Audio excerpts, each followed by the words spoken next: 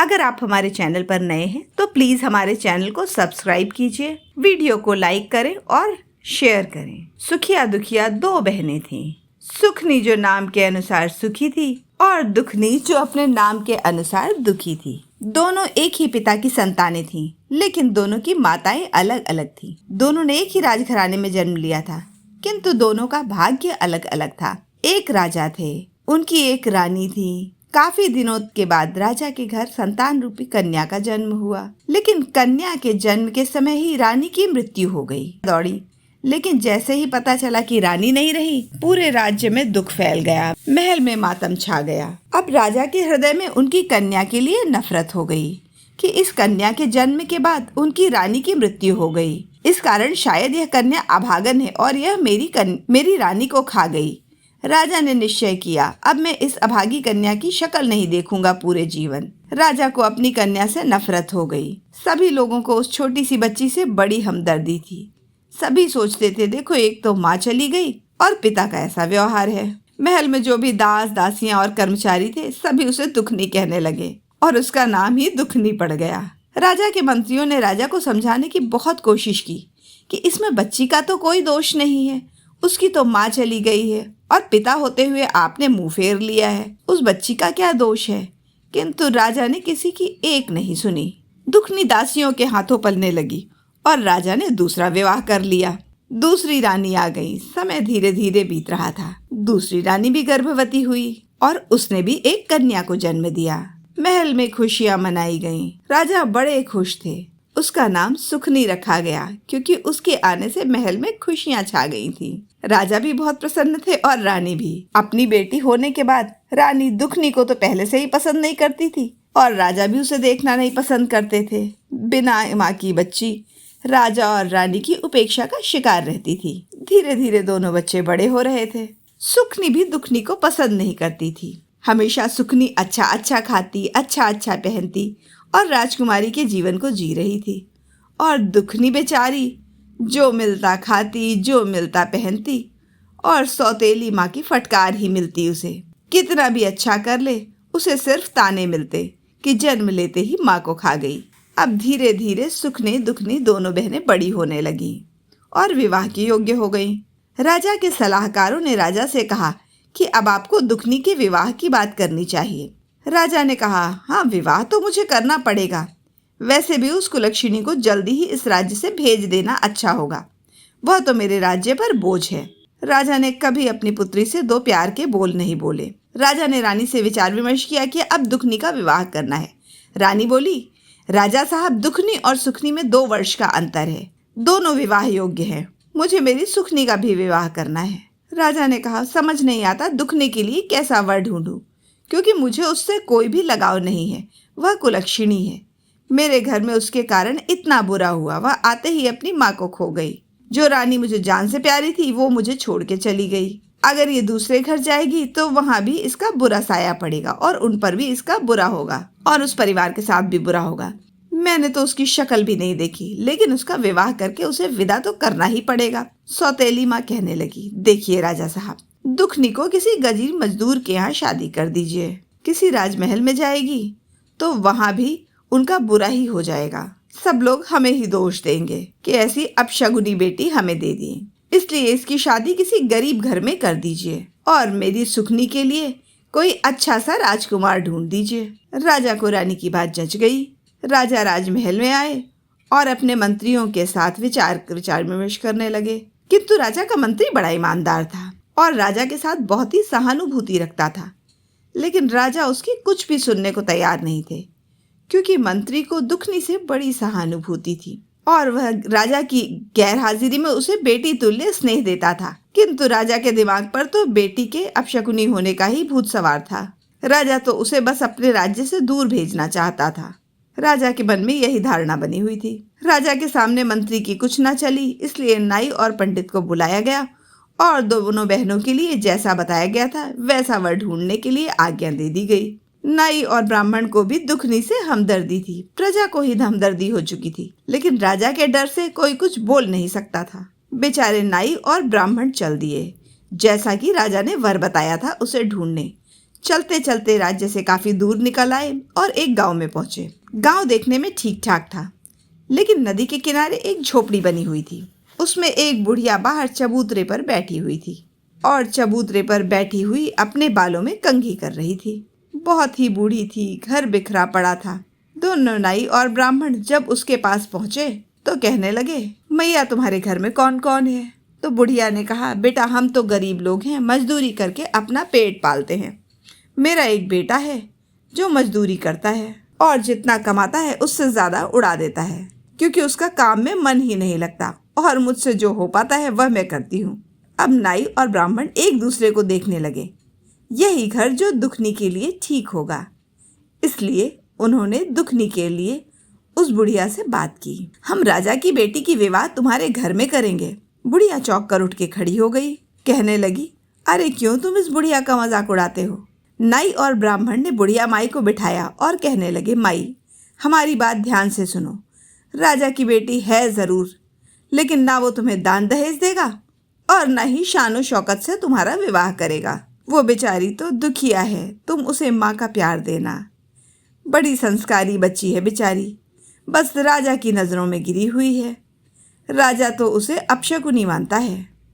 हे मैया, पूरी प्रजा को उससे बड़ा प्रेम है, लेकिन आएगी तो तुम्हारे घर को स्वर्ग बना देगी। बहुत प्यारी लड़की है बेचारी, किंतु राजा के खिलाफ जाकर कोई कुछ बोल नहीं सकता। बुढ़िया माई कहने लगी, ठीक है बेटा, मेरे बेटे का तो विवाह ही होना मुश्किल है। कौन अपनी कन्या मेरे बेटे को देगा? मुझे तो इसी बात की खुशी है कि मेरे बेटे का विवाह हो जाए। अब नाई और ब्राह्मण वहां पर दुखनी का रिश्ता पक्का करके आगे चल पड़े और उसी राज्य के राजा से जिधर गए थे उसी राज्य के राजकुमार से सुखनी का विवाह पक्का कर दिया और आकर राजा को सब बातें बता दी। सही समय पर मुहूर्त निकलवा कर दोनों का विवाह एक ही दिन तय हो गया। दुखनी के विवाह में केवल 5 लोग आए। बेचारे बड़े गरीब थे। राजा और रानी को कोई मतलब नहीं था। जैसे तैसे करके फेरे हुए और दुखनी को घर से विदा कर दिया गया। उसके साथ ना कोई दान, ना दहेज, ना कोई सामान, ना दास, ना दासी, कुछ भी नहीं दिया। बेचारी आंखों में आंसू भर के खाली हाथ अपने मायके से ससुराल के लिए चली गई। और सुखनी की बारात तो बड़ी ही धूमधाम से जोर शोर से आई। बड़ी उत्साह का माहौल था। बड़े शौक से राजा ने सुखनी का विवाह किया। हीरे मोती, दास दासियां, सब कुछ राजा ने दिया। दूसरे राज्य के राजकुमार और राजा बड़े खुश हुए। विदाई भी बड़े ठाट के साथ हुई। दोनों बहनें विदा हो चुकी थीं। बेचारी दुखनी झोपड़ी में आई और अपनी किस्मत पर फूट फूट कर रोने लगी, किंतु ईश्वर की इच्छा मानकर अपने पति और सास की सेवा करने लगी। सास बूढ़ी थी। बेचारी सासू माँ के हाथ पैर दबाती, कपड़े धोती, कंघी करती, खाना बनाती, बर्तन धोती। उसका पति मजदूरी करता। आधे से ज़्यादा जो पैसे मिलता वो नशे में उड़ा देता। कुछ पैसे लाता जिससे घर का गुजारा बड़ी मुश्किल से होता। दुखनी ने अपनी सासू माँ से कहा, मैं कुछ काम करूँगी तो घर के हालात अच्छे हो जाएंगे। बुढ़िया अपनी बहू को बड़ा स्नेह करती थी, बेटी जैसे, लेकिन उसका पति दुखनी को बहुत परेशान करता था, मारता पीटता था। धीरे धीरे समय बीत रहा था। अब दुखनी गर्भवती हुई। दुखनी के 2 बेटे और 2 बेटियां हो गए। समय बीत गया। किसी ने, ना राजा ने ना रानी ने कभी दुखनी का कोई हालचाल न पूछा, कोई खबर नहीं ली। बच्चे हो गए तो परिवार में खर्चे बढ़ गए।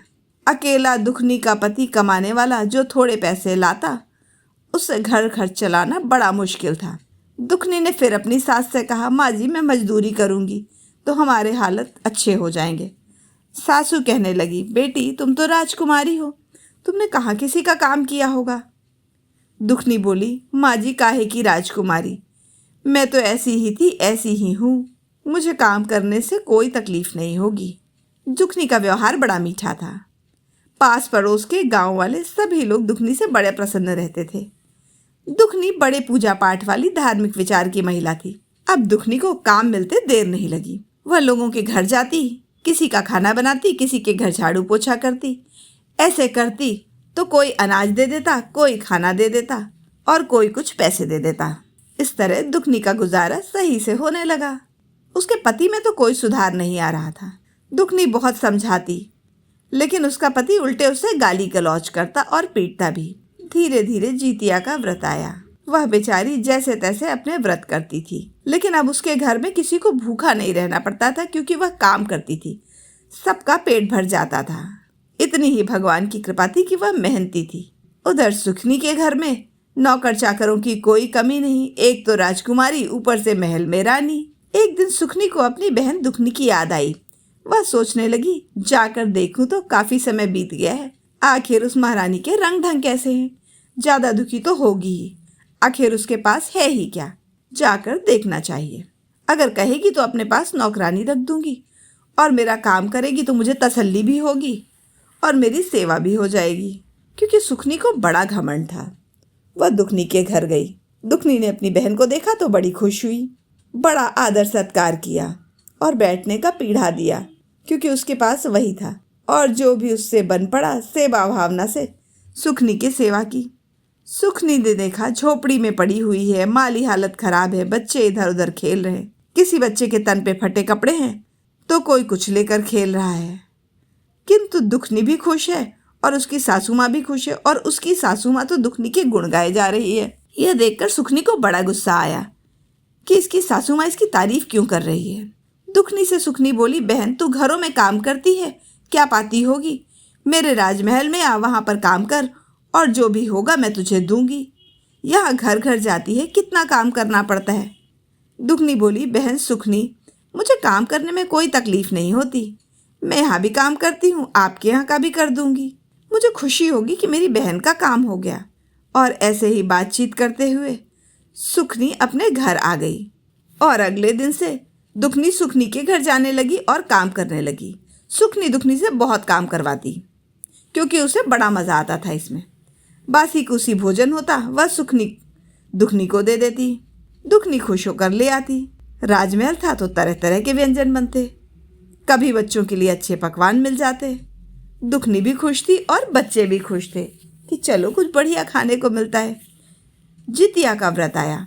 बच्चे कहने लगे, माँ आज तो आप मौसी के घर जाओगी, नए नए पकवान मिलेंगे, माँ हमारे लिए भी ले आना। दुखनी बोली, ठीक है बेटा। दुखनी गई और सुखनी से कहने लगी, बहन आज नहाए खाए कि जो जितिया का व्रत आएगा मुझे कुछ थोड़ा पकवान दे देना। बच्चे बड़ी आस लगा कर बैठे हैं। सुखनी कहने लगी, अरे दुखनी तू कैसी बातें कर रही है? अभी तू काम कर, आज अभी कुछ नहीं बनेगा। और उसे फटकार लगा दी। बेचारी दुखनी रोती हुई वहां से अपने घर आ गई। आज उसने बासी खाना भी नहीं दिया था। दुखनी रोती हुई अपने घर आ गई और बच्चे बोले, माँ आज मौसी ने कुछ दिया नहीं है। बेचारी दुखनी कहती है, नहीं बेटा। बच्चे बोले, माँ नहाए खाए करके तुम जितिया माता का व्रत कैसे करोगी और पारण कैसे करोगी? अब तो दुखनी की आंखों में आंसू आ गया। उसे बड़ी बेबसी महसूस हुई। वह कुछ नहीं बोलती है, बेटा जैसे भगवान रखेंगे वैसे रह जाऊंगी, लेकिन अपने बच्चों की लंबी आयु के लिए यह व्रत जरूर रखूंगी। मेरी तो धन पूंजी तुम लोग ही हो, मैं जरूर व्रत करूंगी। लेकिन बेचारी बड़ी लाचार थी। अपनी भूख तो बर्दाश्त कर सकती थी, लेकिन सासू माँ और बच्चों को भूखा कैसे देखती। तभी दुखनी ने मन ही मन निर्णय किया। उसने कुल्हाड़ी और रस्सी उठाई और कहने लगी, अब मैं किसी के घर नौकरानी नहीं बनूंगी, अपना खुद का काम करूंगी। जंगल से लकड़ी लाऊंगी, उन्हें बेचूंगी और अपना गुजारा करूंगी। अब वह लकड़ी लाने के लिए रस्सी का गट्ठर लेकर जंगल की तरफ चल दी।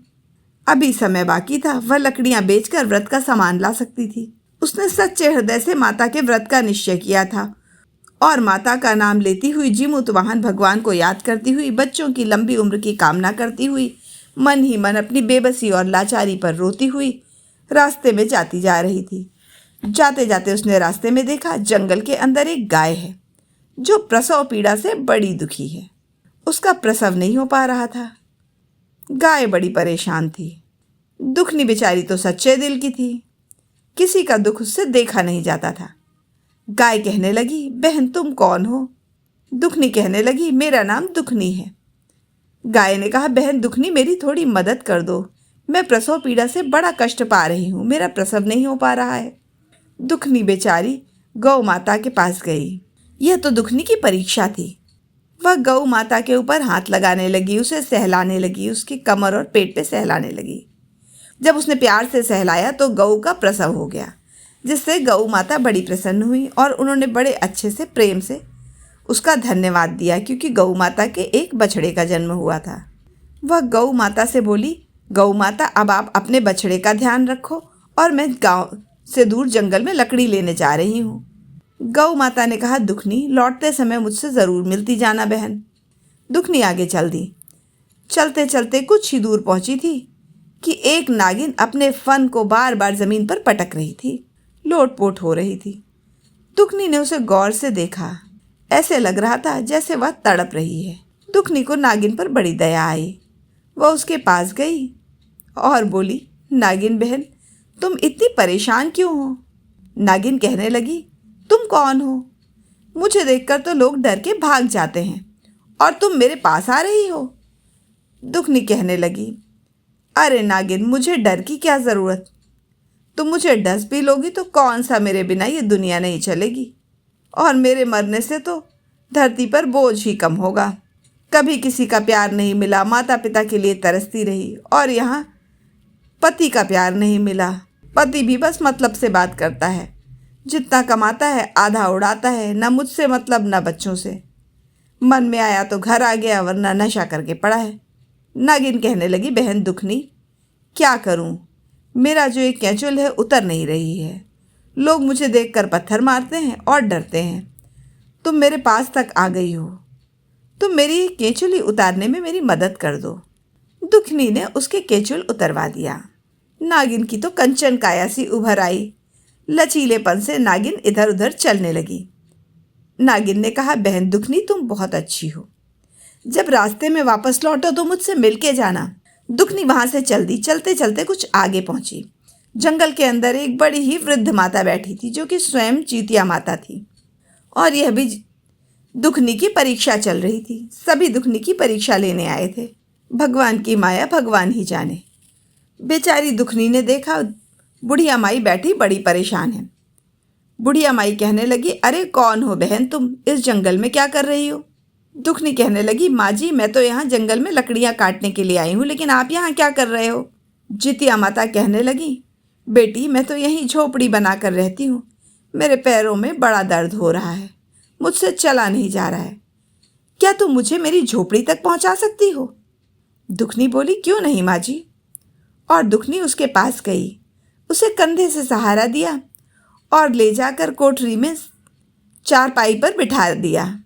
बुढ़िया के खुले उलझे बालों को प्यार से सुलझाया। बुढ़िया ने बड़ा भयंकर वेश बना रखा था, उसके बाल बिखरे थे। बुढ़िया ने कहा, बिटिया मेरे पैरों में बहुत दर्द है। बुढ़िया के बाल बिखरे हुए थे। वह देखने में बड़ी ही डरावनी लग रही थी। चेहरे पे मक्खियाँ भिनभिना रही थी। बुढ़िया ने कहा, दुखनी बिटिया मेरे पैरों पे बड़ा दर्द हो रहा है और मेरे शरीर में भी बहुत दर्द हो रहा है। तो दुखिया ने कहा, कोई बात नहीं माता, और वो उनके पैरों को हल्के हाथों से दबाने लगी। फिर बुढ़िया ने कहा, बिटिया मुझे नहाए खाए बहुत दिन हो गए हैं, मेरे बाल भी उलझ गए हैं, सिर में जुएं पड़ गई हैं। तो दुखनी कहने लगी, लो माँ जी मैं सफाई कर देती हूँ। उसने जितिया माँ को नहलाया, उनके बालों में कंघी की, जुएं साफ की। जितिया माई को नींद आने लगी तो उसने अपनी गोद में जितिया माई का सिर रख लिया। जितिया माई सो गई। ये सब तो माँ की लीला थी। वो दुखनी के मन का सब हाल जान रही थी। शाम होने को थी, सूरज छिपने वाला था, और दुखिया के मन में ज़रा भी क्लेश नहीं हुआ कि वह अपने घर कुछ ले नहीं जा पाई या लकड़ी नहीं बेच पाई। वो बस सोच रही थी कि मैया ने कितना प्रेम दिया है, और उसे अपनी माता के प्रेम का एहसास हो रहा था। वह जीवन भर माँ के लिए तरसती रही। उसे एकाएक लगा कि यह माई ही उसकी माता है। जब बुढ़िया की नींद खुली तो वह कहने लगी, अरे बेटी मैं तो सो गई थी, तूने मुझे जगाया क्यों नहीं? शाम हो गई है, तू अपने घर लकड़ी लेकर कैसे जाएगी बेटी? दुखनी कहने लगी, कोई बात नहीं माँ जी, जहाँ इतने दिन फाके सही वहाँ एक दिन और सही, आज नहीं तो कल ले जाऊंगी। बुढ़िया ने कहा, ठीक है बेटा, मेरा ये जो थैला टंग रहा है ये मुझे पकड़ा दे। दुखली ने खूंटी से उतारकर थैला बुढ़िया माई को दे दिया। जितिया माई ने उसमें से एक पोटली निकाली और वह पोटली निकालकर दुखनी को देते हुए बोली, बेटी ये पोटली ले जा। लाल कपड़े में कुछ बंधा हुआ था। बुढ़िया माई ने कहा, इस पोटली को ले जा और अपने घर ले जाकर ही खोलना। दुखनी बड़ी खुश हुई कि चलो आज उसका जीवन किसी के काम आया। उसने पैसे भले ना कमाए लेकिन किसी की मदद की। यह सोचकर खुशी होकर पोटली लेकर अपने घर को चलती हुई आगे बढ़ी। रास्ते में वही नागिन मिली। नागिन बोली, अरे दुखनी बहन, मैंने तुमसे कहा था मुझसे मिलके जाना और तुम चुपचाप चली जा रही हो। नागिन के पास दुखनी गई और बोली, नहीं बहन, बताइए। नागिन बोली, बहन, तूने मुझे 12 वर्ष की केचुली से आज़ाद कराया है। मैं तड़प रही थी। ये लो, ये मेरी नागमणि है, ये ले जाओ। जिस घर में रहेगी 9 दिन 12 सिद्धि देगी तुम्हें। दुखनी बड़ी खुश हुई। उसने नागमाता के हाथ जोड़े और वहां से चल दी। चलते चलते अभी दुखनी थोड़ी दूर ही पहुंची थी कि गौ माता ने आवाज़ लगाई, अरे ओ दुखनी बहना, कैसे चुप चुप चली जा रही है? यहाँ जंगल में हम क्या करेंगे? हमें भी अपने साथ ले चलो। वह कहने लगी, गौ माता, आप मेरे साथ चलोगी? गाय बोली, हाँ, हम चलेंगे। देख, अब मेरा दूध तेरे घर के काम आएगा।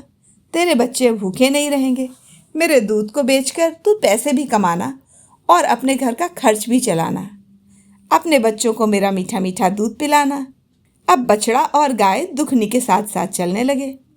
दुखनी आगे आगे और पीछे पीछे बड़ी सुंदर सी सफ़ेद गाय और छोटा सा सुंदर सा बछड़ा। उनके गले में घंटी बंधी थी। घंटी टन टन होती चल रही थी। बड़े आराम से सब जा रहे थे। जब दुखनी अपने घर पहुंची तो दुखनी की सास बैठी हुई इंतजार कर रही थी।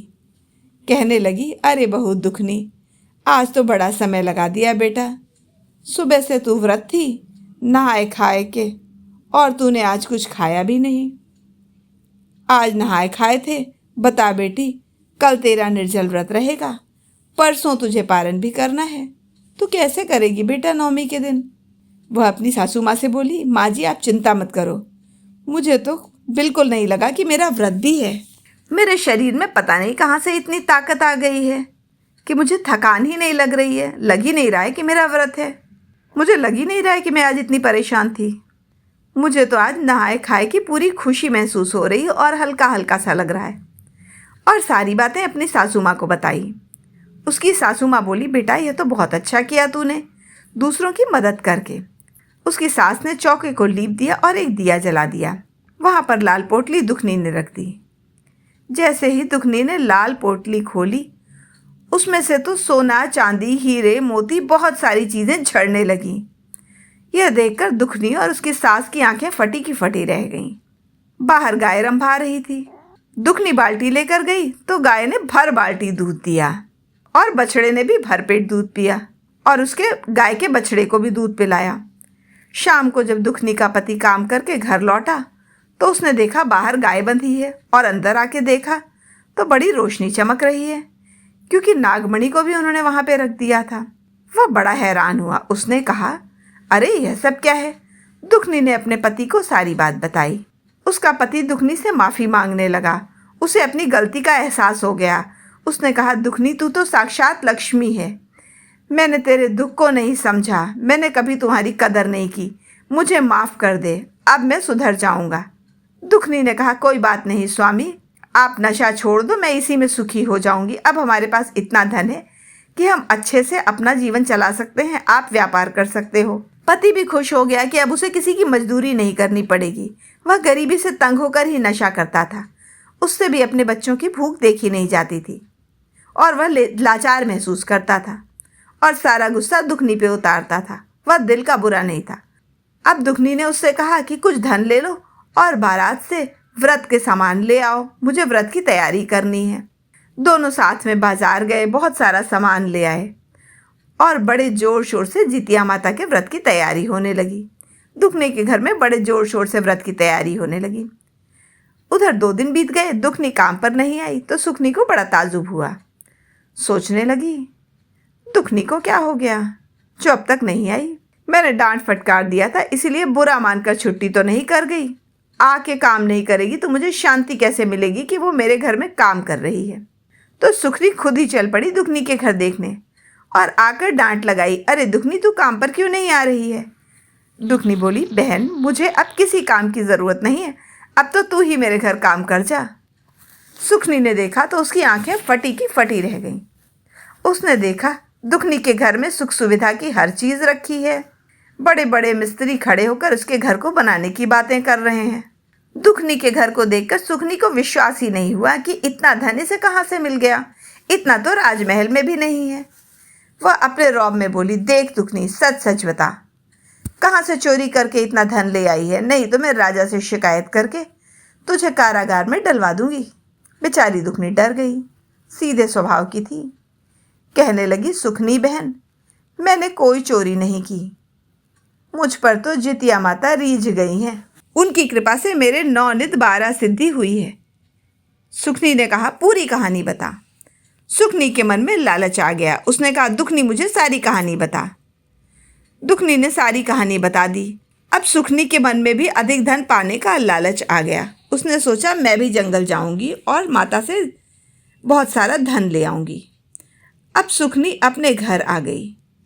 बड़ी मुश्किल से उसने अपनी रात बिताई और सुबह उठते ही कुल्हाड़ी और रस्सी लेकर जंगल की तरफ चल दी। उसकी सास ने कहा, अरे सुखनी बहू, कहाँ जा रही है? बोली, माँ जी, बाद में बताऊंगी, मैं कुछ धन लेने जा रही हूँ। उसकी सास कहने लगी, बेटी, मेरे घर में धन धान्य की कोई कमी थोड़ी है, राजपाट की कोई कमी थोड़ी है, हमें और धन की आवश्यकता नहीं है। वह बोली, नहीं माँ जी, आप मुझे करने दीजिए, मैं जो करने जा रही हूँ। वह अपनी सासू माँ की बातों को अनसुना करके जंगल की तरफ चल दी। जंगल में चलती जा रही थी। जंगल में कुछ अंदर गई तो देखा एक गाय प्रसव पीड़ा से कराह रही है। वह बोली, अरे बहन, तुम कौन हो? ज़रा मेरी मदद कर दो। मैं दर्द से बेहाल हो रही हूँ। मेरा प्रसव काल है, मुझसे दर्द बर्दाश्त नहीं हो रहा है। वह कहने लगी, क्या मैं तुझे दासी दिखती हूँ? मैं सुखनी हूँ, इस राज्य की बहू और राजा की होने वाली महारानी। मेरे यहाँ तो खुद दासियाँ काम करते हैं और तू मुझसे काम कराने की सोच रही है। हट यहाँ से। गाय को धुतकार के आगे चल पड़ी।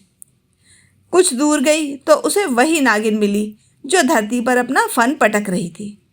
नागिन कहती है, अरे बहन, ज़रा मेरी मदद कर दो। वह कहती है, नागिन को देखकर तो डर लगता है। वह बोली, मुझे तू डस लेगी और मैं तेरी मदद करूं? सांप को जो दूध पिलाता है उसी को डस लेता है। मैं तेरी मदद बिल्कुल नहीं करूंगी। और एक पत्थर उठाकर नागिन को मार देती है। चल मर जा परे यहाँ से। और आगे चल देती है। आगे चलते चलते जब काफ़ी अंदर जंगल में जाती है तो काफ़ी दोपहर बीतने को हो जाती है। वह उस बूढ़ी माई को ढूंढती है। ढूंढते ढूंढते बड़ी परेशान हो जाती है और शाम होने को हो जाती है। वह देखती है कि एक बुढ़िया माई की झोपड़ी दिख रही है और पेड़ के नीचे बड़ा सा वड का वृक्ष है। उसके नीचे एक बुढ़िया बैठी है। बुढ़िया बड़ी गंदी सी थी। मुंह पे मक्खियाँ भिनक रही हैं, बाल उलझे हुए हैं, जिसे देखकर वह नाक मुँह सिकोड़ने लगती है। बुढ़िया कहती है, अरे बिटिया, कौन है? मुझे ज़रा मेरी झोपड़ी पहुंचा दे। मैं बड़ी बूढ़ी हो गई हूँ, मैं चल फिर नहीं पा रही हूँ, मेरे हाथ पैर दर्द हो रहे हैं, काफ़ी दिनों से नहाई नहीं हूँ, मुझे थोड़ा नहला दे। मेरे सिर में जुएँ पड़ गई है, मेरे सिर की सफाई कर दे। सुखनी कहती है, वाह बुढ़िया, तुझे क्या मैं दासी नज़र आती हूँ जो मैं तेरी इतनी सेवा करूँगी? मेरे घर में तो खुद बहुत से दास दासियाँ हैं और तू मुझे आदेश दे रही है। मैं तो यहाँ उस बुढ़िया से मिलने आई हूँ जिसने मेरी बहन को धनवान बनाया है। तभी उसे खूंटी से लटका वह थैला दिखाई दे जाता है। वह जल्दी जल्दी झोपड़ी में घुसती है और थैला लेती है। वह सोचती है यह वही बुढ़िया है जिसने दुखनी को अमीर बनाया था। उसने कहा, बुढ़िया, सेवा हुआ मेरे बस की नहीं है, मुझे तो बस पोटली चाहिए। और बुढ़िया के यहाँ से पोटली उठाकर चल देती है। रास्ते में देखती है नागिन वैसे ही फन पटक रही है। थोड़ी दूर आती है, देखती है गाय वैसे ही प्रसव पीड़ा से कराह रही है। वह किसी की मदद नहीं करती। उसके दिल में ज़रा भी दया नहीं थी। घर आकर बड़ी खुशी खुशी अपनी सासू माँ से कहती है, देखना सासू माँ, अब हम और अमीर और बड़े महाराज बन जाएंगे। हमारा राजपाट तो और बढ़ जाएगा, खजाने और भर जाएंगे। ऐसी चीज़ लाई हूँ जिससे खजाने भर जाएंगे। उसकी सास भी सिर पेट लेती है। ना जाने कैसी बहू मिली है, संस्कार तो नाम भर के भी नहीं है। और बहू की बात सुन के थोड़ी सी चौक लिपवाती है दासी से कहकर और एक दिया जलाने को बोलती है। और जब पोटली को वहाँ पे खोलती है तो देखती है वहाँ बहुत सारे कीड़े मकोड़े भिनभिनाने लगते हैं। गंदगी, कीड़े मकोड़े सब चल रहे हैं यहाँ वहाँ, और गंदगी और बदबू फैल गई पूरे घर में। पूरे महल में गंदगी फैल गई। फिर उसके महल में आग लग गई। उसकी सासू माँ उसे बड़ी मुश्किल से जीवित बचाकर वहाँ से बाहर निकालती है, और उसका सारा राज्यपाट सब कुछ जल के बर्बाद हो गया। सारा धन जल गया, सारा स्वर्ण भी जल के समाप्त हो गया। उसकी सास ने उसको बहुत ताने दिए। ऐसी कुलक्षणी आई है जब से हमारा राज्य समाप्त कर दिया। कहाँ तो लक्ष्मी आती है, घर को स्वर्ग बनाती है, और कहाँ ये आई है कि हमारा पूरा राज्य जल के नष्ट हो गया। ये तो किसी की बात भी नहीं मानती और सम्मान भी नहीं करती। सुखनी को अपने कर्म पे अभी भी कोई पछतावा नहीं हो रहा था। उसे अपनी बहन पर गुस्सा आ रहा था। उसने सोचा कि दुखनी ने ज़रूर मेरे साथ छल किया है, और वह अपनी बहन दुखनी के घर पहुंच जाती है और उससे कहती है, सच सच बता, तूने मेरे साथ क्या छल किया है? बता, तूने मेरे साथ क्या छल किया है? तेरे कारण मेरा सब कुछ नष्ट हो गया। मेरी सासू माँ मुझे ताने दे रही है। मेरे घर में भूखों मरने की नौबत आ गई है। दुखनी कहती है, बहन, मैंने तो तुझे सच सच बताया था, लेकिन तेरे घर में तो सब कुछ था, तू क्यों गई? तू तो बस लालच में गई थी। लेकिन वो कहती है, नहीं दुखनी, मैं तुझे राजा से दंड दिलवाऊंगी और तुझे मृत्यु दंड दिलवा दूंगी। बेचारी दुखनी रोने लगती है और सच्चे हृदय से जितिया माता को पुकारने लगती है और करुण स्वर में कहती है, हे जितिया माँ, हमारी रक्षा करो। मैं अपनी सफाई में क्या कहूँ, मेरे पास कोई सबूत नहीं है। कैसे मैं अपनी बहन को विश्वास दिलाऊं कि मैंने कुछ भी झूठ नहीं बोला, मैंने सब कुछ सच बताया था। तभी जितिया माता वहाँ प्रकट हो जाती हैं। दुखनी देखती है, वो तुरंत माता के चरणों में गिर पड़ती है, क्योंकि वह पहचान जाती है यह वही बुढ़िया थी जिसे सुखनी दुत्कार के आई थी और वह सेवा करके आई थी। अब माता को देखकर सुखनी भी चौंक जाती है। फिर जितिया माता कहती हैं, हे सुखनी, तू लालच करती है, तू लालच की मूरत है। तेरे अंदर इतनी ईर्ष्या और लालच द्वेष भावना थी, और एक इस बेचारी दुखनी को देख, इसने मेरी कितनी सेवा की। यह दया और ममता की मूरत है। भगवान उसी पर प्रसन्न होते हैं जो दिल के सच्चे होते हैं, लोगों से ईर्ष्या नहीं करते। सुखनी, तेरे मन में तो कपट है, तू तो दूसरों को देखकर खुश नहीं है, तो सिर्फ अपना अपना ही चाहती है, इसलिए तुझे सजा मिली है, तुझे तेरी करनी का फल मिला है, और दुखनी को उसकी पूजा और पुण्यों का फल मिला है। यह देखकर सुखनी को भी रोना आ गया। उसे अपने करने पे पछतावा हुआ और अपनी गलती का एहसास हुआ। उसने माता से क्षमा मांगी, माता मुझे क्षमा कर दो, मुझसे बहुत बड़ी गलती हो गई। दुखनी कहती है, माता मेरी बहन को माफ़ कर दो। तो माता कहती है, देख सुखनी, तू दुखनी का बुरा चाहती थी और वह तेरा भला चाहती है। माता दुखनी को भी आशीर्वाद देती हैं और सुखनी को भी आशीर्वाद देती हैं। माता प्रसन्न थी, इसलिए दुखनी की बात मानकर सुखनी को भी आशीर्वाद दिया कि जा, तेरा राजपाट वापस आ जाएगा और तुझे भी पुत्र प्राप्त होगा। और दोनों बहनों को सुखी रहने का आशीर्वाद देकर जितिया माता अंतर्ध्यान हो जाती हैं। यह सब कुछ तो जितिया माता की लीला थी, सुखनी को सबक सिखाने के लिए। सुखनी का राजपाट फिर भी पहले जैसा हो गया। अब वह अपनी बहन दुखनी के साथ अच्छा व्यवहार करती थी और घमंड नहीं दिखाती थी, और उससे ईर्ष्या भी नहीं करती थी, और दुखनी के साथ पूजा पाठ और कथा करने लगी। और हर साल दोनों बहनें मिलकर जितिया माता का पूजा और कथा करने लगीं। दोनों पूजा पाठ करती थी और दोनों के घर में बहुत सा धन हो गया और दोनों बहनें बहुत प्रेम से रहने लगीं। अब उन्हें किसी चीज़ की कोई कमी नहीं थी। हे जितिया माता, जैसे दुखनी को आई ऐसे सबको आना, जैसे सुखनी को आई ऐसे किसी को मत आना। जो यह कथा कह रहे हैं, जो ये कथा सुन रहे हैं और जो हुंकारी भर रहे हैं, हे जितिया माता, सबकी मनोकामनाएं पूरी करना। बोलो जितिया माता की जय। दोस्तों, यह कहानी अगर आपको पसंद आई है तो प्लीज़ हमारे चैनल को सब्सक्राइब करें। हमारे चैनल पर अलग अलग व्रतों की सारी कथाएं मौजूद हैं। इसके अलावा आपको जो भी कथा सुननी हो, आप हमारे चैनल पर कमेंट करें। हमारा चैनल आपको सारे व्रतों की असली पौराणिक कथाएं उपलब्ध कराएगा। कथा सुनने के लिए धन्यवाद।